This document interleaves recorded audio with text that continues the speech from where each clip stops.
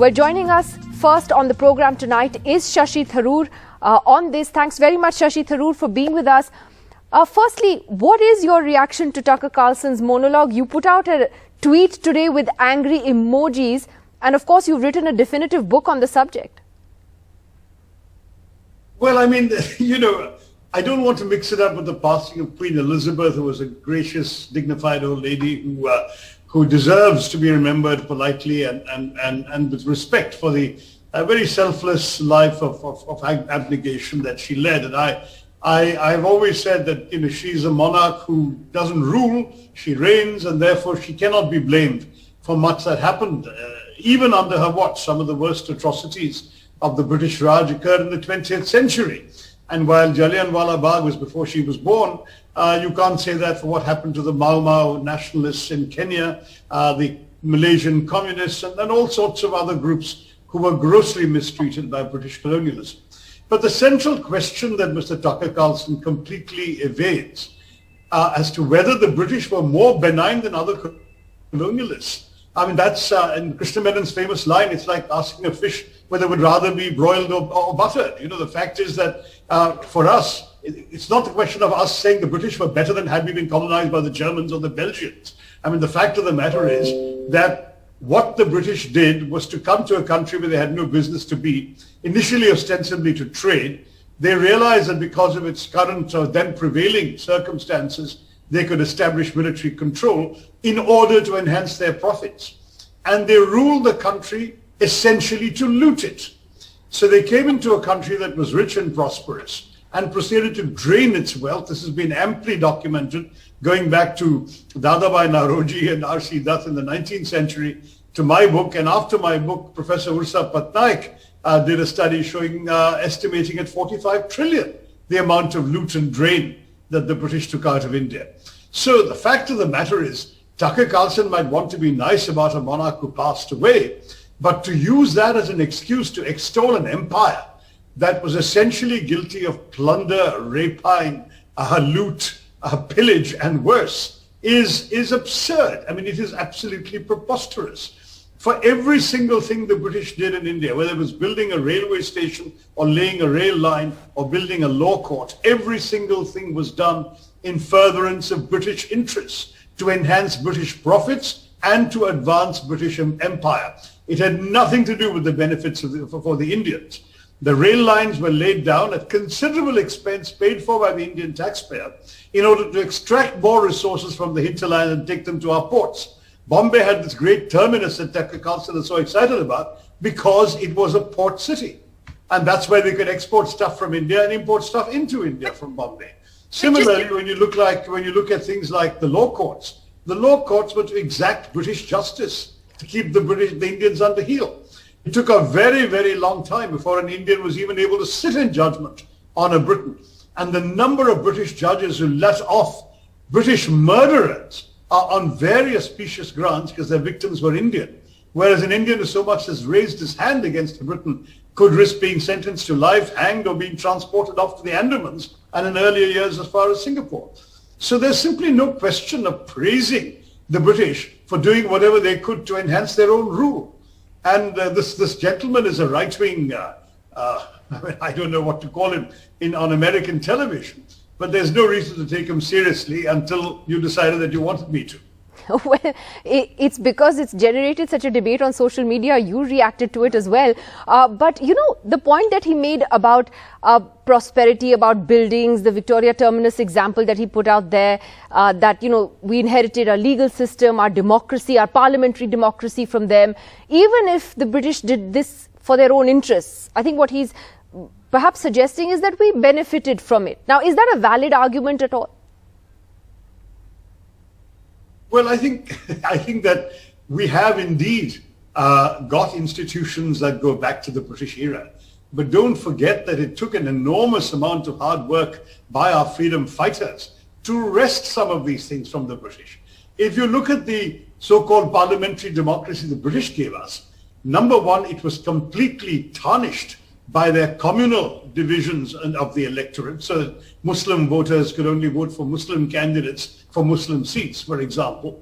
It was also tarnished by the fact that they did not enfranchise the entire Indian population.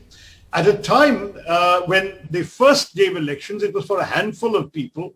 They gradually expanded the electorate from 1905 to 1921, from Minto Morley to Montagu Chelmsford, then finally the 1935 Government of India Act after many years of Indian nationalist agitation. And then finally the last election the British held were in the elections of 1946. At that time, India's population was about 330 million. And the entire electorate of those eligible to cast a vote was about 30 million. Only people with property, with educational qualifications and other credentials the British valued were allowed to vote. So it wasn't democracy by any stretch of the imagination. It was only after we won our freedom and wrote ourselves a free constitution that India introduced the universal franchise and let everyone vote.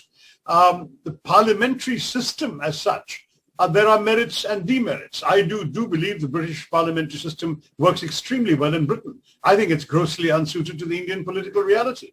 But that's a different conversation. Here in India, we vote for individual leaders, and we could probably have been far better off with a presidential system. But we decided we wanted what the British had denied us, and so we took it. When it comes to the law courts, as I said, it was there to dispense British justice. And today we're seeing some of the negatives of a system that is far more concerned with process than outcome. So every case is repeatedly adjourned in our country and goes on for decades in some cases. The English language has helped knit the country together, absolutely no doubt. And the truth is that had somebody else, for example, had the Marathas established their empire over India, maybe it would have been Marathi. Had the Mughals been able to retain real power, which they'd really lost by the beginning of the 18th century, the last few Mughal kings in the 18th century were essentially hostages of the Marathas. But had they continued, maybe we would have been speaking Persian. But India would have needed a linked language. It happens to be English because of historic circumstances. But I do want to say that to imagine that the British were being benign is an absolute insult to history, because the British were in it for themselves. They made no secret of that, essentially to each other. As late as the late 1920s, I've quoted in my book, a British Home Secretary is saying, we took India by the sword and we ruled it by the yardstick. We're there to get what we can from India. Let's stop all this hypocritical cant about being there for the benefit of the Indians. That's wrong. We're not. And at least the British admitted it to themselves.